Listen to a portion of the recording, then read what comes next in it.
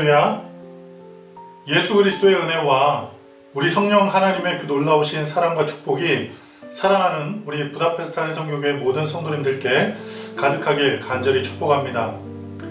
여러분들은 기다리는 게 있으십니까? 우리가 살아가고 있는 그 삶 속에서 여러 가지를 기다리는 경우가 있습니다.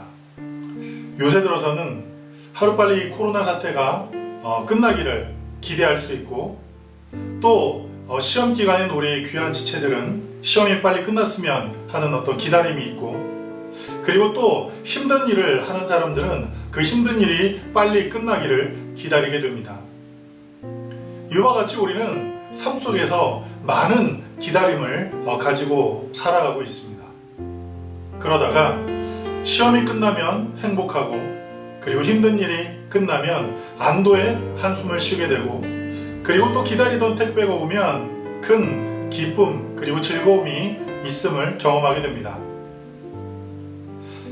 하나님을 향한 우리의 기다림은 이보다 더 간절해야 할 거라 저는 믿습니다. 지난 한 주간 동안의 삶을 우리가 한번 돌아보고, 그리고 또 우리가 어떤 모습으로 지난 한 주간을 살았는지를 돌아보고, 적어도 오늘 이 예배 앞에서, 그리고 하나님 앞에 우리의 삶을 드려 하나님을 높이는 이 순간만큼은 하나님을 향한 갈망이, 그리고 하나님을 향한 간절한 기다림이 우리 삶 속에 더욱 커졌으면 좋겠습니다. 시편 기자는 우리를 향해서 이렇게 이야기를 합니다. 시편 40편 1절부터 2절 말씀에 이렇게 기록합니다. 내가 야훼를 기다리고 기다렸더니 귀를 기울이사 나의 부르짖음을 들으셨도다. 나를 기가 막힐 웅덩이와 수렁에서 끌어올리시고 내 발을 반석 위에 두사 내 걸음을 견고하게 하셨도다. 아멘.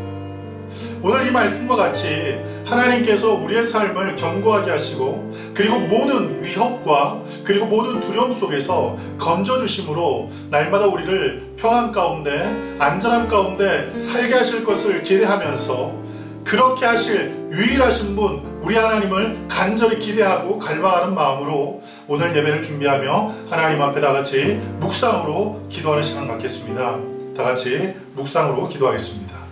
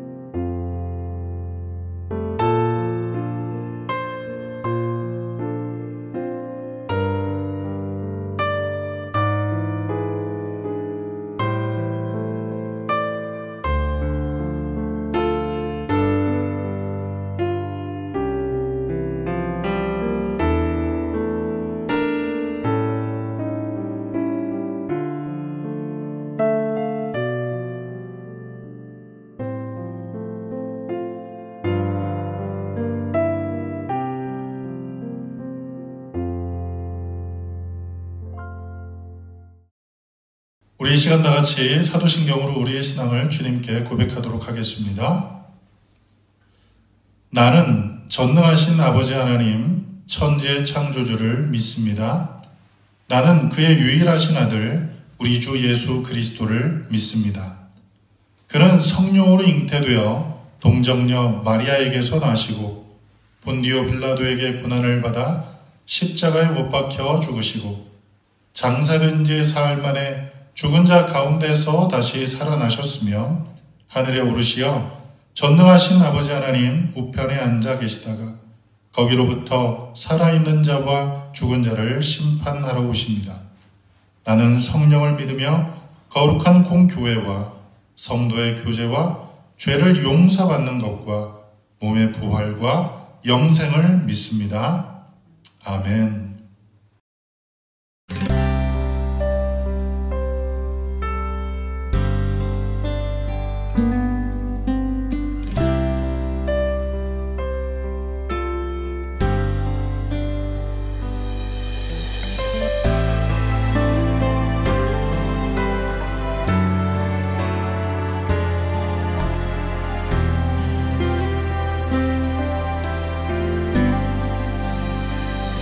아버지 당신의 마음이 있는 곳에 나의 마음이 있기를 원해요.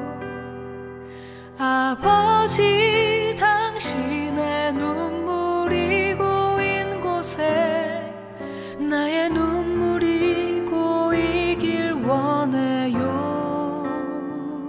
아버지 당신이 바라보는 영혼에게 나의 두 눈이 향하길 원해요.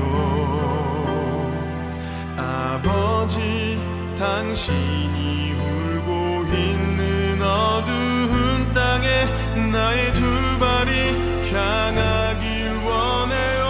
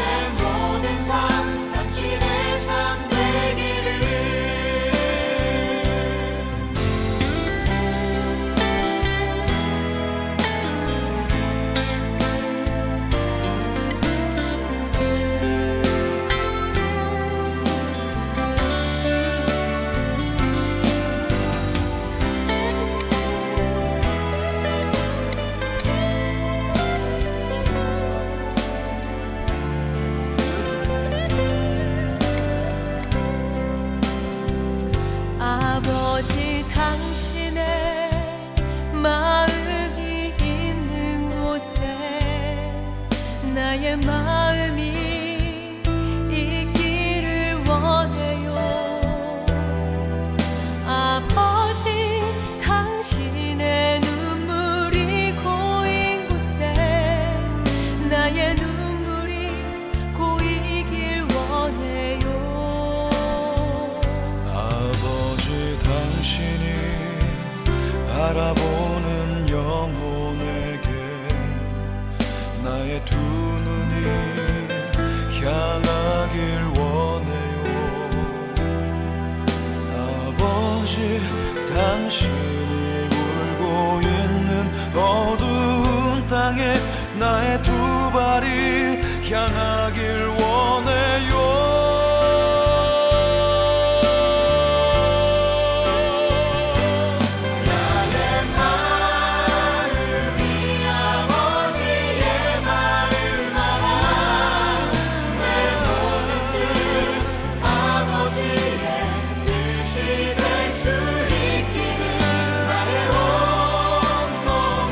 아버지의 마음 알아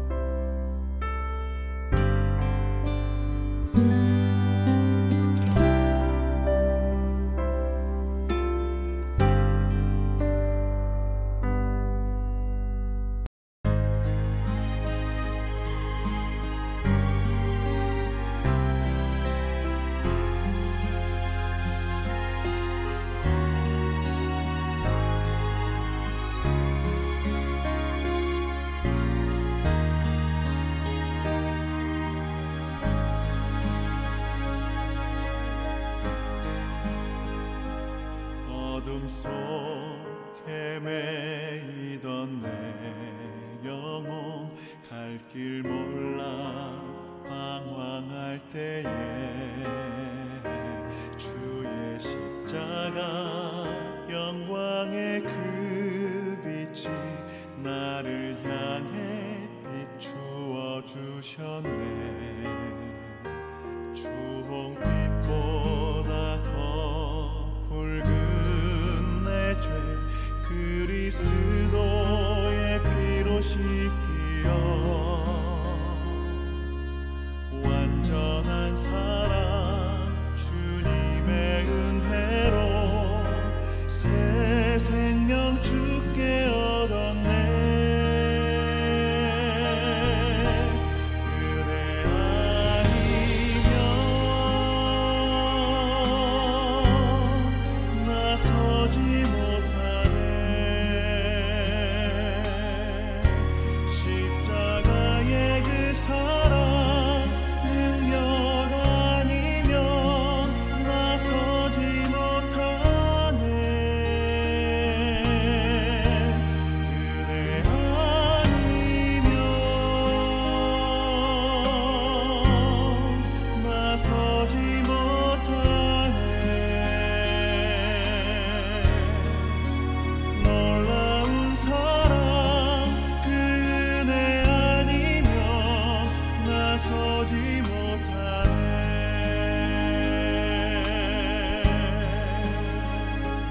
나의 노력과 의지가 아닌 오직 주님의 그 뜻 안에서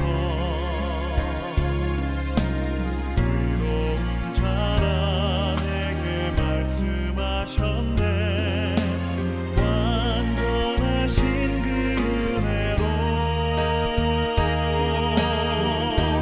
그대 아니면 나서지 못하네.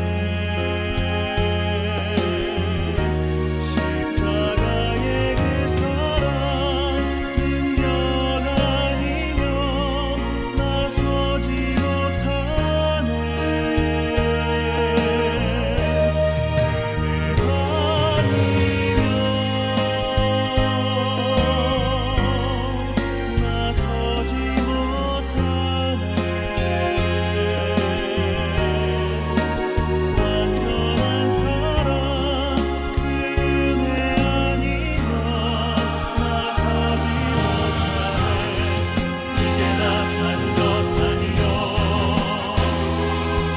오직 예수 내 안에 살아계시니 나의 능력 아니요 주의 능력으로 이제 주와 함께 살리라. 오직 그대로 나 살아가리라. 십자가의 그 사랑 주의 능력으로 나는 서리라. 주의 그대로 나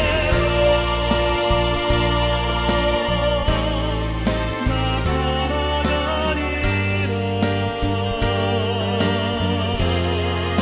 십자가 사랑 그 능력으로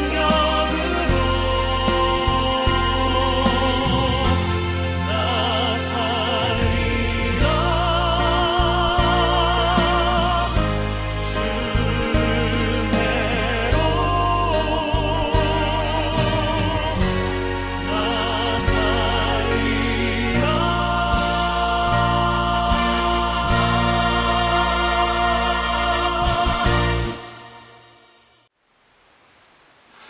오늘 함께 은혜 나누실 하나님의 말씀은 출애굽기 8장 20절로 21절까지 말씀입니다. 함께 은혜 나누실 하나님의 말씀은 출애굽기 8장 20절로 21절까지 말씀입니다. 저와 여러분이 함께 한 목소리로 합독하시겠습니다. 야훼께서 모세에게 이르시되 아침에 일찍이 일어나 바로 앞에 서라. 그가 물 있는 곳으로 나오리니 그에게 이르기를 야훼께서 이같이 말씀하시기를 내 백성을 보내라. 그러면 그들이 나를 섬길 것이니라. 내가 만일 내 백성을 보내지 아니하면 내가 너와 내 신하와 내 백성과 내 집들에 파리떼를 보내리니 애굽 사람의 집집에 파리떼가 가득할 것이며 그들이 사는 땅에도 그러하리라. 아멘. 이 시간 함께 은혜 나누실 하나님의 말씀의 제목은 두려움이 없이 문제 앞에 서라 라는 제목으로 함께 은혜를 나누도록 하겠습니다. 오늘 말씀의 제목은 두려움 없이 문제 앞에 서라 라는 제목입니다. 사람은 두려움에 대해 학습을 합니다. 어려서 부모님이 위험한 것들을 위험하다 가르치고 그것을 조심해야 할 것이라고 가르칩니다. 그러한 그 학습들을 통해서 우리는 무엇이 위험한지 그리고 그 위험에 어떻게 대처해야 하는지를 배우게 됩니다. 예를 들어서 자동차가 쌩쌩 지나가면 굉장히 무섭죠. 그리고 굉장히 위험하죠. 그래서 부모님들은 자동차가 위험하다고 어린아이들에게 가르칩니다. 그리고 그것이 큰 생명의 위협을 줄 것을 알기에 아이들을 적절하게 대처하도록 가르칩니다. 그래서 학교에 가는 아이들에게 늘 부모님이 하시는 말씀 중에 하나가 차 조심해라 라는 이야기가 있었습니다. 뿐만 아니라 이 맹수들도 조심하라고 가르칩니다. 제가 어렸을 때 저희 집에서 기르던 강아지가 있었습니다. 그런데 옆집에 살던 저보다 더 나이가 어렸던 한 4-5살 정도 됐던 그 꼬마 아이가 그 강아지를 계속 괴롭히다가 그 강아지가 밥을 먹고 있는데 그 강아지 꼬리를 잡는 순간 갑자기 그 강아지가 돌변해서 그 4-5살 되는 아이를 공격했던 그런 모습이 있습니다. 이처럼 이 맹수나 혹은 반려견이나 그것들이 우리에게 위협을 줄 수 있다는 그것을 가르치고 그것에 대해서 조심하라고 이야기를 합니다. 그뿐만 아니라 불량식품에 대해서도 안 좋은 것을 먹지 않도록 가르칩니다.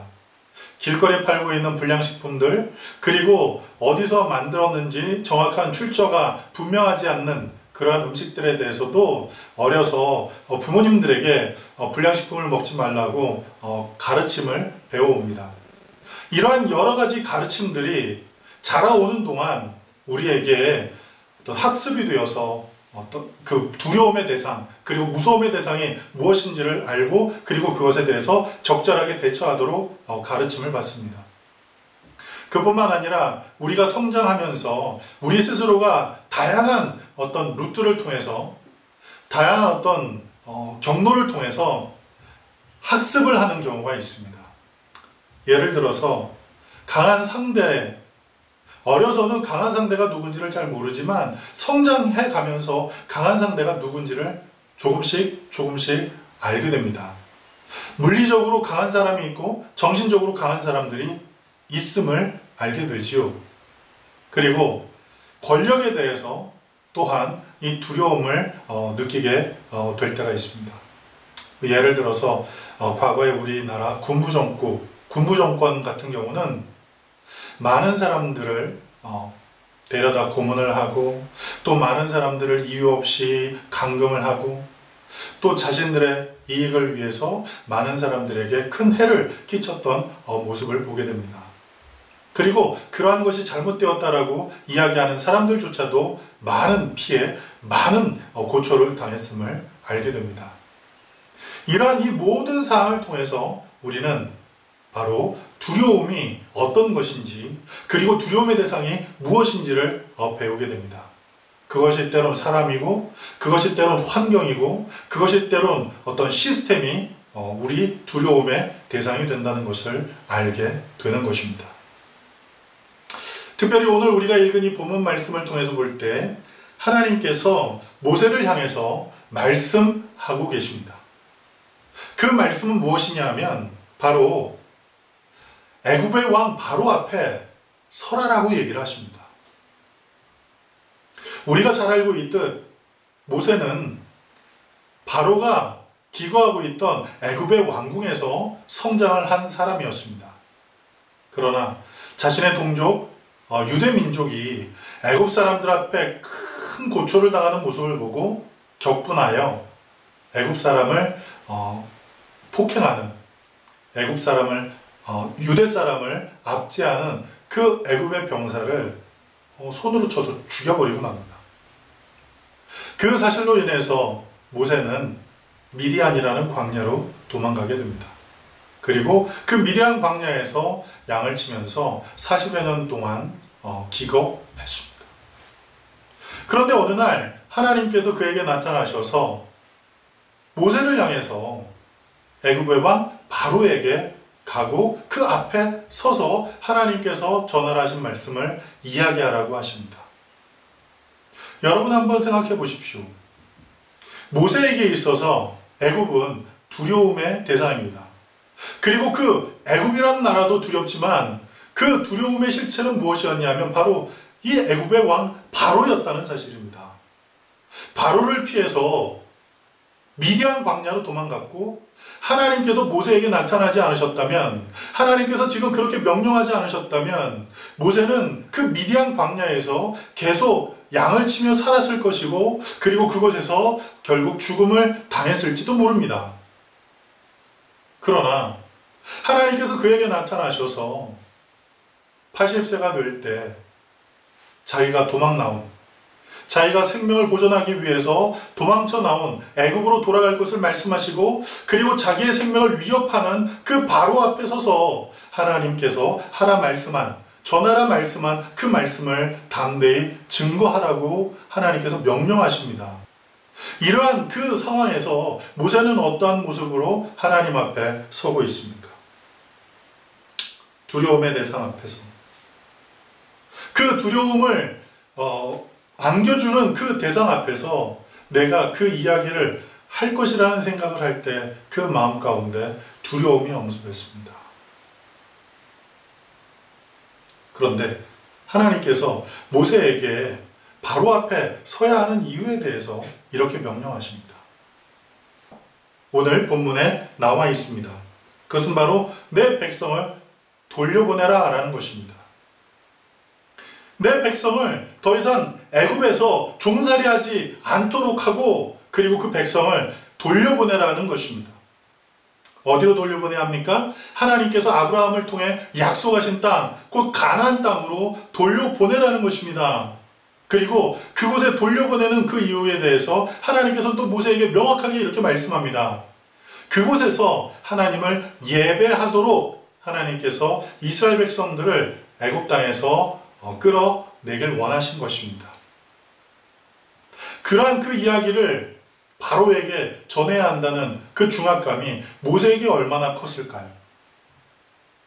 일단은 생명을 유지하기 위해서 도망 나왔기 때문에 목숨에 대한 두려움, 그 두려움과 동시에 어찌 보면 그것보다 더 큰 두려움이 될 수 있는 곧 이스라엘 백성들이 지금 종살이를 시키면서 많은 그 노동력을 착취하고 있는 그 유대 사람들, 그 유대 백성들을 애굽에서 돌려보내라는 그 이야기를 한다는 것은 생명을 내거는 일이기에 모세에게 있어서 큰 두려움이었습니다. 그런 그 가운데 모세가 하나님을 향해서 이렇게 이야기를 합니다. 하나님, 내가 바로 앞에 서서 내 백성을 돌려보내라 그렇게 이야기를 하면 틀림없이 바로가 누가 너에게 그런 이야기를 전하라고 했느냐 물어볼 텐데 그러면 제가 무엇이라고 얘기를 해야겠습니까? 그렇게 대답을 합니다. 그럴 때 하나님께서 모세를 향해서 스스로 있는 자가 이와 같이 말씀하였다 그렇게 전하라고 합니다. 오늘 우리에게 두려움 없이 담대함으로 그 두려움의 대상 앞에 서도록 말씀하고 계신 분은 누구시냐? 바로 스스로 계신 전능하신 하나님이시라는 것입니다. 그 하나님께서 모세를 향해 그렇게 이야기를 할 때 우리가 잘 알고 있듯 결국 모세는 40여 년 동안의 미디안 광야의 생활을 청산을 하고 그리고 두려움이 도사를 있고 큰 두려움의 대상이었던 바로 앞에 나아가게 됩니다. 그러면 어떻게 이와 같은 삶을 살 수 있었을까요? 첫 번째는 모세는 하나님을 만났기 때문입니다. 출애굽기 3장에 보면 모세가 하나님을 대면하는 장면이 나옵니다. 모세가 하나님을 만나기 위해서 하나님을 간절히 찾고 또 찾고 또 찾아서 하나님을 만난 것이 아니라 하나님께서 모세의 삶에 다가가셨고 그리고 모세를 부르셨다는 사실입니다. 떨기나무에 틀림없이 불은 붙었는데 그 떨기나무가 타지 않는 그 기이한 현상을 보고 모세가 그곳을 향해 갑니다. 그런데 그곳에서 음성이 들립니다. 모세야, 내가 선 곳은 거룩한 땅이니 내 발에서 신을 벗으라 라는 하나님의 말씀이, 하나님의 음성이 들려왔습니다.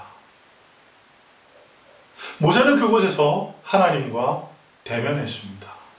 그리고 하나님께서 모세를 부르신 그 부르심의 이유를 듣게 됩니다. 그뿐입니까? 출애굽기 4장을 통해서 볼 때 모세는 그곳에서 놀라운 기적을 경험하게 됩니다. 첫 번째는 모세가 들고 있던 그 지팡이를 하나님께서 명하시기로 내던지라 했습니다.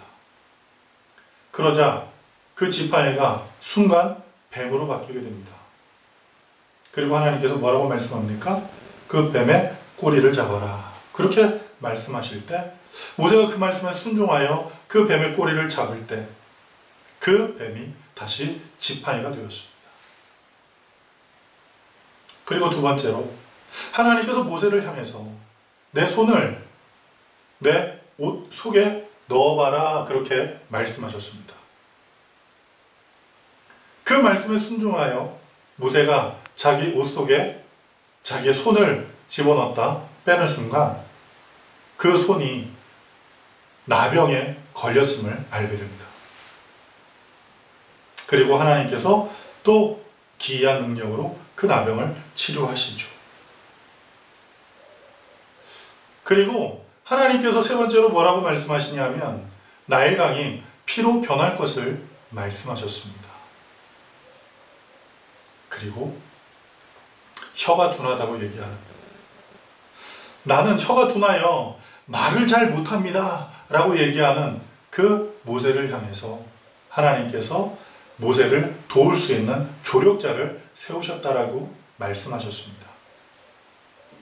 그와 같은 놀라운 기적과 더불어서 모세는 그 호렙산에서 하나님과 뜨거운 만남을 갖게 됩니다. 그리고 그곳에서 하나님의 놀라운 약속의 말씀을 함께 받게 됩니다. 출애굽기 3장 12절에 이렇게 기록합니다. 하나님이 이르시되 내가 반드시 너와 함께 있으리라. 내가 그 백성을 애굽에서 인도하여 낸 후에 너희가 이 산에서 하나님을 섬기리니 이것이 내가 너를 보낸 증거니라. 아멘. 그렇습니다. 하나님께서 지금 뭐라고 말씀하십니까? 내가 너를 바로 앞에 보낼 때 너 홀로 보내는 거 아니라 내가 너와 함께 할 것이라고 말씀합니다. 내가 물 가운데 지날 때, 내가 불 가운데 지날 때 내가 너와 함께 하겠다고 이사야에 기록하신 그 하나님의 말씀과 같이 하나님께서 하나님의 사람 모세를 부르셔서 그 모세를 두려움이 있는 그 땅으로 보내실 때 모세 혼자만 보내신 게 아닌 하나님도 모세와 함께 그 땅을 가셨다는 것입니다. 그리고 그 함께 가겠다고 말씀한 그 하나님, 그 그 하나님에 대해서 전능하신 하나님이라고 그렇게 이야기를 합니다. 그것은 하나님께서 모세를 향해 가르치신 것도 있지만 출애굽기 8장 19절 말씀에 보면 하나님께서 이스라엘에 내린 그 재앙을 바라보고 그 재앙을 바라보면서 그 애굽의 바로의 궁에 머물고 있던 마술사들이 자기들도 그와 같은 일을, 그와 같은 능력을 행할 수 있을 거라 착각을 했지만 할 수 없음을 보고 이것은 전능하신 하나님이 행하신 것이라고, 그래서 이 땅에 있는 티끌들이 다 이가 되어 많은 동물들에게 큰 피해를 주고 있다라고 그렇게 이야기하는 모습이 드러나게 됩니다. 그 모습을 통해서 볼 때 모세는 그 하나님의 부르심 앞에 하나님을 뜨겁게 만났고, 그리고 또 하나님의 기적을 체험했고, 그리고 하나님의 놀라운 약속을 더불어 받게 되었다는 사실입니다. 그리고 두 번째로 모세는 하나님을 신뢰했습니다. 하나님을 신뢰함으로 말미암아 모세는 순종할 수 있었습니다. 자기 자신을 부르시는 그 호렙산에서, 그리고 그 호렙산에서 자기를 애굽으로 보내시는 그 하나님의 말씀에 대해서 모세는 조금의 망설임도 없이 그대로 순종했다는 사실입니다. 여러분, 순종은 그냥 되는 게 아닙니다. 믿어야, 신뢰해야 순종이 되는 것입니다. 믿지 못할 때 우리는 순종할 수 없습니다. 믿지 못하는데 어떻게 순종합니까? 그런데 모세는 하나님의 말씀을, 그리고 하나님의 명령을 마음 가운데 확신했고, 그리고 하나님의 약속을 확신함으로 그는 하나님의 말씀을 따라 애굽의 바로가 있는 그 궁전을 향해 갔다는 사실입니다. 믿음에는, 그리고 그 순종에는 여러 가지 대가가 따르게 됩니다. 순종을 하기 위해서 모세가 치러야 하는 그 대가는 무엇이었냐 하면 그 두려움을 이겨내는 것이었습니다. 두려움을 그냥 이겨냅니까? 그렇지 않습니다. 두려움을 생각하면, 두려움의 대상을 생각하면 자기 마음이 약해지고, 그리고 자신의 삶이 초라해지고, 그리고 어디론가 도망가고 싶은 생각이 가득하게 됩니다. 그럴 때 자기의 의지적으로 두려움의 대상을 바라보는 게 아닌 전능하신 하나님께 우리의 시선을 고정하는 그러한 의지, 그러한 결단이 필요한 것입니다. 저와 여러분의 인생도 마찬가지입니다. 우리 인생 가운데 여러 가지 문제가 다가오고, 그 문제 가운데 우리의 삶이 두려움 가운데 놓여지게 되고, 모든 염려와 불안과 근심과 걱정이 가득할 때, 그 근심과 걱정이 가득하고 두려움이 가득한 그 근본적인 문제를 지속적으로 생각하고 그것만 계속 바라보고 있으면 우리 안에 그 문제가 해결되기보다는, 그 두려움이 떠나가기보다는 오히려 생각지도 않았던 더 큰 두려움, 더 큰 불안, 더 큰 근심, 그것이 우리의 마음을 장악해버리는 것을 경험하게 된다는 사실입니다. 일어나지도 않을 그 일들에 대해서 부정적인 생각을 하게 되고, 그리고 우리의 모든 부정적인 과거의 경험들을 총동원해서 이렇게 되면 이렇게 되고, 저렇게 되면 또 저렇게 될 것이니 이 일을 통해서 나는 이렇게밖에 안 되겠구나 라는 부정적인 결론에 이르게 된다는 사실입니다. 그래서 다윗은 시편 23편에 이렇게 기록합니다. 내가 사망의 음침한 골짜기로 다닐지라도, 그렇게 얘기를 합니다. 우리 인생은 사망의 음침한 골짜기로 다니는 것과 같은 것입니다. 사망의 음침한 골짜기이기 때문에 그곳은 그늘이 지게 됩니다. 그림자가 지게 됩니다. 여러분, 그림자라는 것은 제가 수차례 말씀드렸듯 우리의 생명을 해할 수 없습니다. 실체보다 커 보이지만 그 그림자는 결코 우리를 해할 수가 없습니다. 그리고 빛이 있는 곳에 가면 이유 없는 그 그림자는 사라지게 된다는 사실입니다. 그래서 다윗은 그렇게 고백합니다. 내가 사망의 음침한 골짜기로 다닐지라도 해받을 것을 두려워하지 않는다라고 얘기를 합니다. 왜 그렇습니까? 하나님께서 함께 하시기 때문이라고 얘기를 합니다. 하나님께서 나와 늘 함께 하시기 때문이라고 말씀하고 있습니다.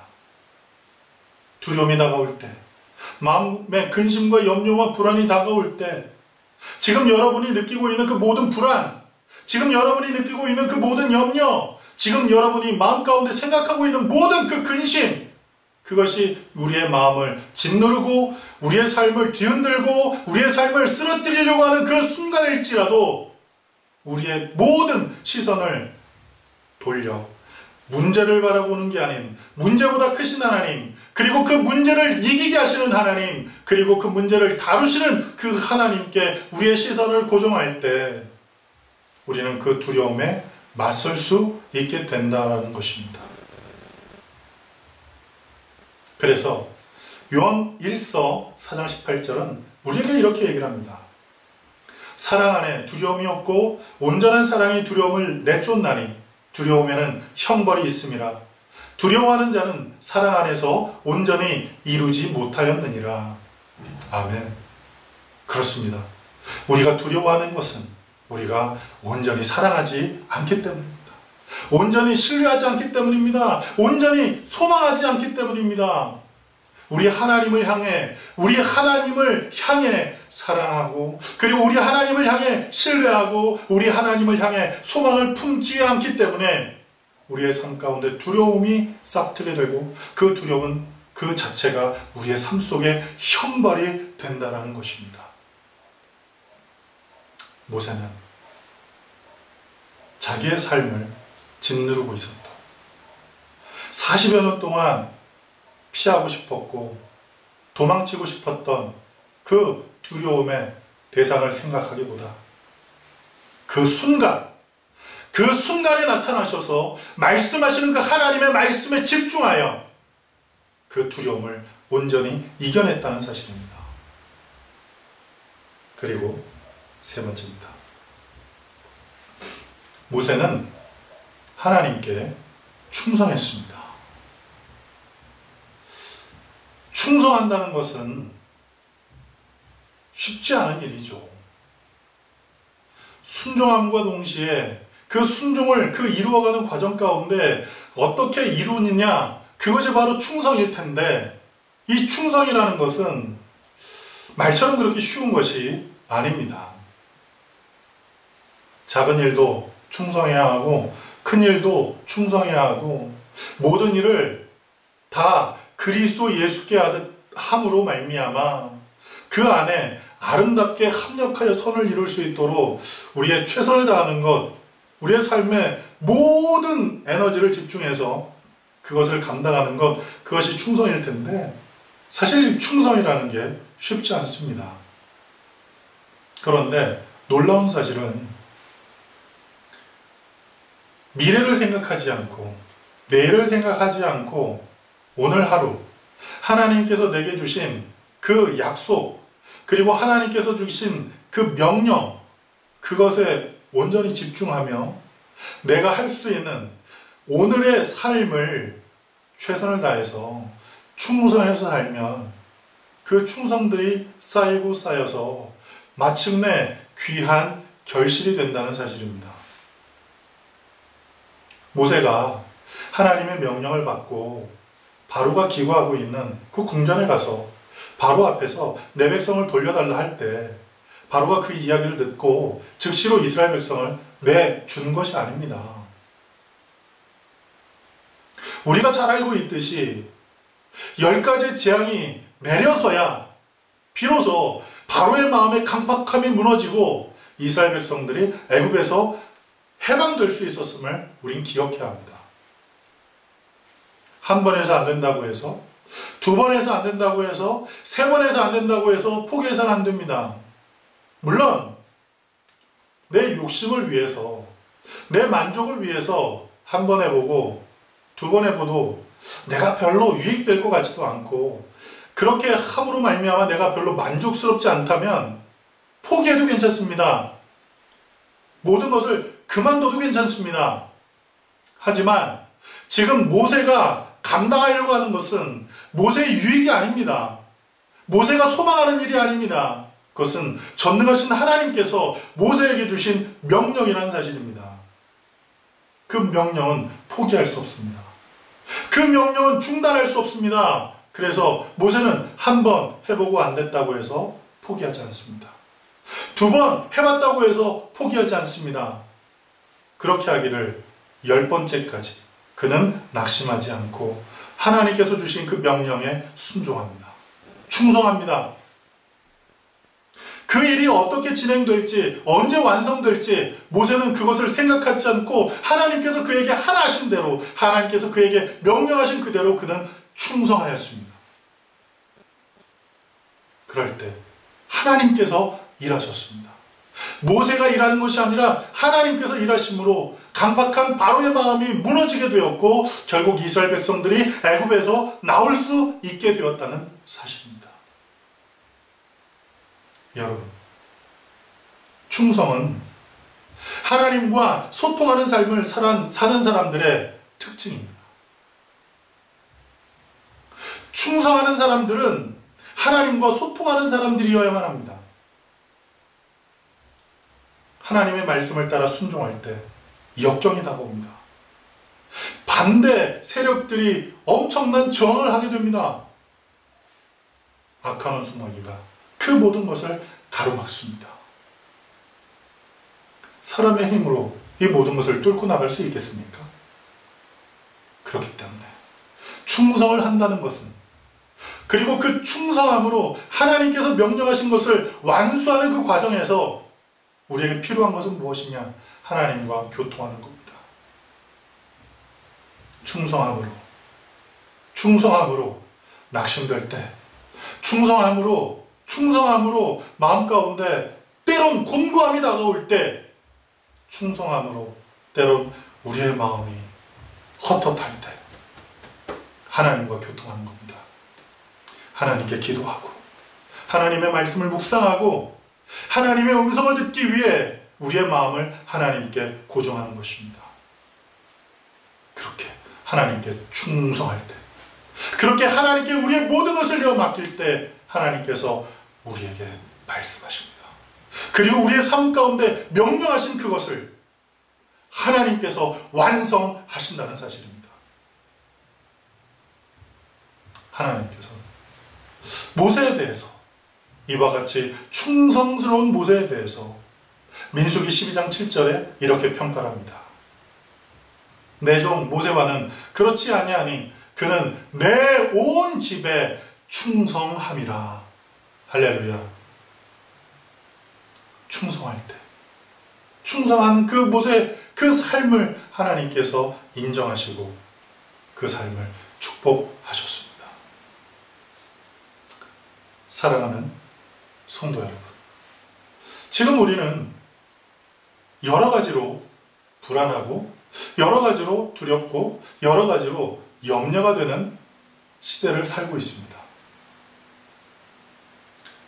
늘상 접해왔던 그 두려움, 불안, 근심의 문제 이외에 코로나19라는 이 질병으로 우리의 삶에 기반이 흔들리고 우리의 소소한 일상이 혼란스럽게 뒤죽박죽 되어버리고, 그리고 그것과 겹쳐서 여러 가지가 어떻게 대처해야 될지 잘 알지 못하는 그 상황에 우리가 당황할 만한 여러 가지 일들이 우리 앞에 놓여 있습니다.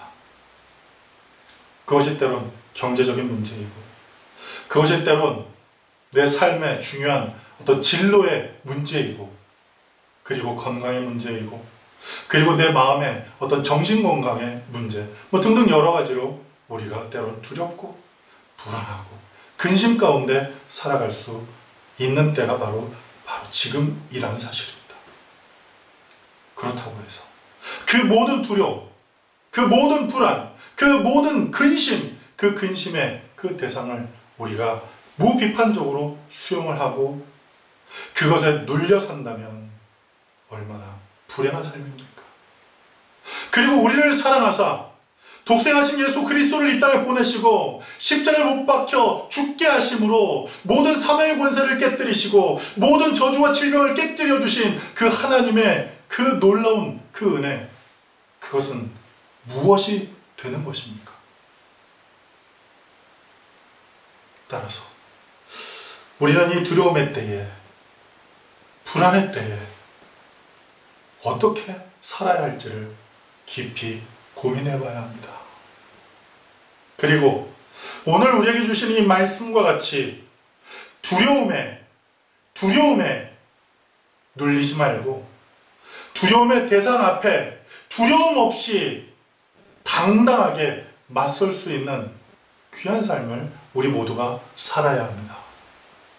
그러기 위해서 우리에게 무엇이라고 말씀합니까? 하나님을 만나야 합니다. 그리고 그 하나님이 누구신지를 정확히 알아야 합니다. 그리고 하나님께서 우리에게 주신 명령이 무엇인지를 정확히 알아야 합니다. 그리고 하나님의 약속이 무엇인지를 정확히 알아야만 합니다. 그리고 우리에게 필요한 것은 무엇입니까? 하나님을 신뢰하는 겁니다. 하나님을 사랑하는 겁니다. 그리고 하나님께 우리의 소망의 근거를 주는 것입니다. 그리고 마지막으로 무엇을 해야 합니까? 하나님께 충성해야 합니다. 그럴 때 충성하는 삶을 통해, 충성하는 그 삶의 그 결단을 통해 하나님께서 모든 두려움을 이기게 하시고 우리로 하여금 승리하게 할 겁니다. 여러분, 두려움을 느낀다고 해서 염려와 근심과 걱정과 그리고 불안을 느낀다고 해서 마음 가운데 나는 왜 이럴까? 나는 왜 이러지? 라는 생각하지 않길 바랍니다. 왜냐하면 모두가 다 두려움을 느낍니다. 나만 두려움을 느끼는 게 아니라 모두가 두려움을 느끼고 모두가 염려와 근심과 불안을 느낀다는 사실입니다. 그러나 모두가 그와 같은 감정을 느낀다고 해서 그것을 받아들이지 않고 오늘 이 말씀과 같이 나와 함께 하시는 그 하나님을 신뢰함으로 나와 함께하는 그 하나님의 전능하신 능력을 우리가 의지함으로 두려움 없이 문제 앞에 당당히 맞설 수 있는 우리 사랑하는 부다페스트 한인 선교교회 모든 성도님들 되시길 간절히 축복합니다. 기도하겠습니다. 사랑하시는 하나님, 은혜와 사랑을 감사합니다. 하나님의 은혜와 축복 안에 우리를 귀한 날 주님 전에 불러주시고 하나님 앞에 신령과 진정한 마음으로 예배 올려드리게 하시니 감사합니다. 우리가 하나님을 예배하는 그곳, 그것이 진리의 기둥이요 진리의 터전임을 잊지 않도록 인도하시고 그곳에서 하나님을 예배할 때 하나님의 임재가 임함으로 그 임재하는 그곳이 하나님을 예배하는 예배당이 된다는 사실을 잊지 않으므로 우리 안에 경건함 가운데 우리 안에 경건의 능력 가운데 하나님을 예배하며 하나님을 높이는 귀한 역사 있게 도와주옵소서. 그리고 하나님을 예배하며 하나님을 높이는 그와 같은 일을 통해서 우리 마음 가운데 하나님께서 주신 담대함, 하나님께서 주신 소망, 하나님께서 주신 기쁨을 가지고 우리 앞에 다가온 그 모든 두려움의 대상, 그 문제와 근심과 걱정의 모든 근원을 우리가 이기며 담대히 맞서는 복된 하나님의 자녀로 살게 도와주시옵소서. 예수님의 이름으로 감사하며 기도드렸습니다. 아멘.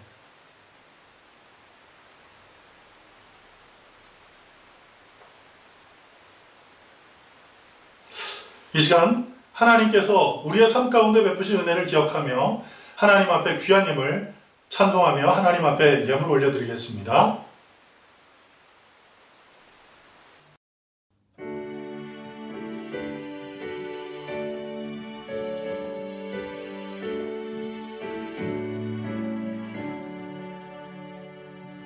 내게 있는 모든 것을 아낌없이 드리네. 사랑하고 의지하는 주만 따라 살리라. 주께 드리네. 주께 드리네. 사랑하는 구주 앞에 모두 드리네. 내게 있는 모든 것을 겸손하게 드리네. 세상 욕심 멀리하니 나를 받아주소서. 주께 드리네. 주께 드리네. 사랑하는 구주 앞에 모두 드리네. 내게 있는 모든 것을 주를 위해 드리네. 주의 성령 충만하게 내게 내려주소서. 아멘. 주께 드리네. 주께 드리네. 사랑하는 구주 앞에 모두 드리네.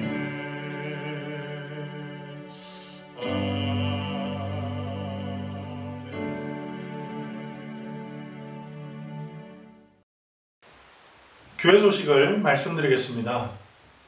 하나님의 은혜와 축복 안에 늘 기쁨과 소망 가운데 그리고 하나님께서 주신 평강 가운데 매일매일 생활하시는 우리 복된 성도님들 되고 계신 줄 믿습니다.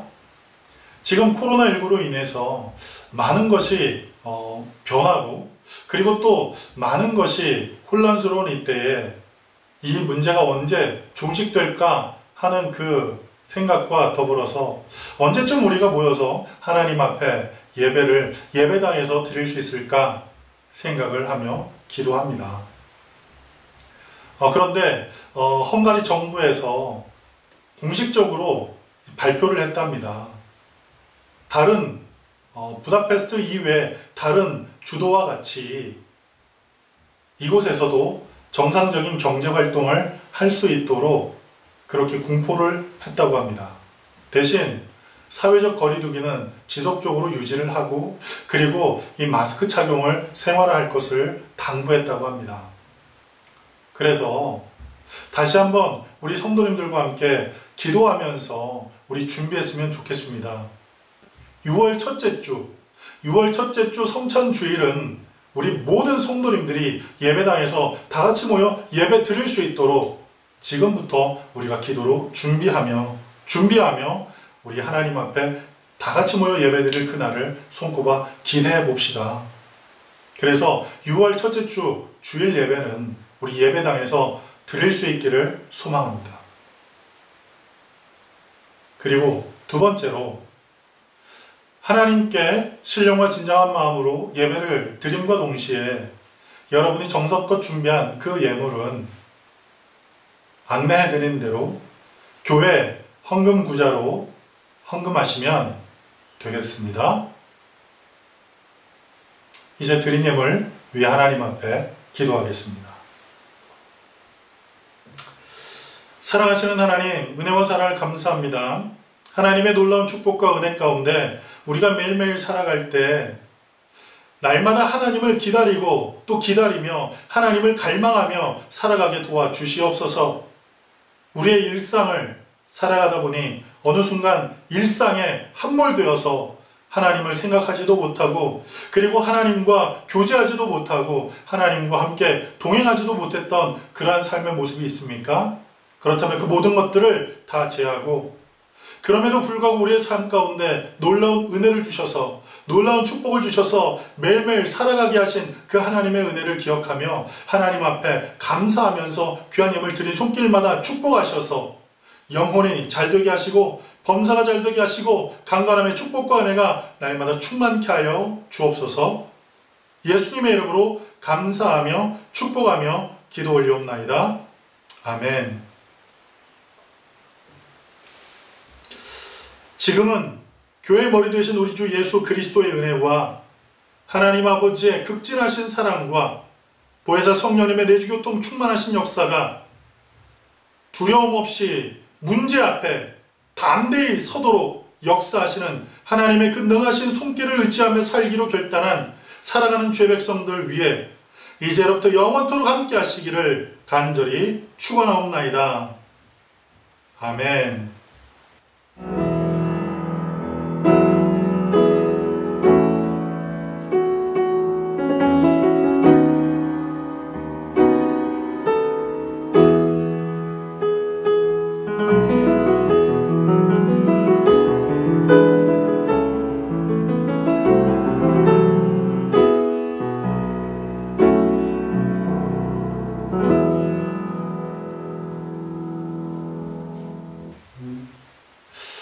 할렐루야. 하나님께 영광 돌립니다. 할렐루야. 할렐루야. 우리 스스로에게 믿음을 가지고 이렇게 우리 선포해 봅시다.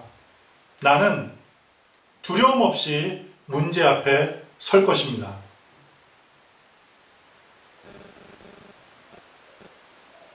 그리고 이렇게 우리 스스로에게 다짐하고 우리 스스로를 한번 격려합시다. 나는 이번 한 주간도 성령님과 동역하며 살겠습니다.